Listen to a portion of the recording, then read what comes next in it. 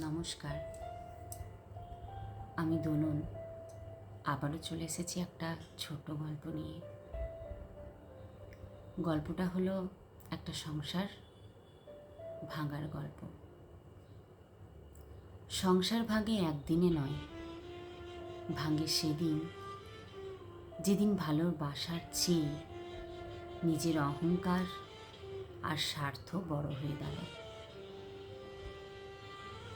তারপর একই ছাদের নিচে দুটি মানুষ পাশাপাশি থাকে, কিন্তু তাদের মাঝখানে শব্দের নয়,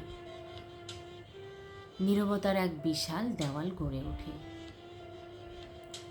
একসময় সেই দেওয়াল শুধু দুটি হৃদয়কে আলাদা করে না, দুই পরিবারের হাসি, মা বাবার সম্মান, শিশুদের স্বপ্ন আর অসংখ্য আশীর্বাদকেও ধীরে ধীরে ভেঙে চূর্ণ করে দেয়।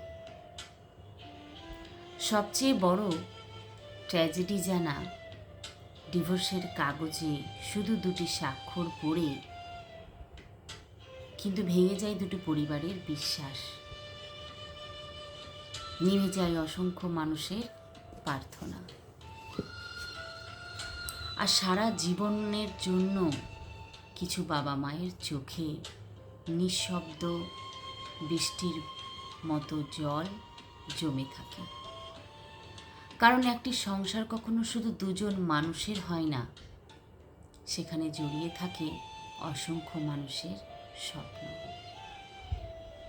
আর যখন ব্যক্তিগত স্বার্থ ভালোবাসাকে হারিয়ে দেয়, তখন শুধু একটি সম্পর্ক নয়, ভেঙে পড়ে পুরো পৃথিবী।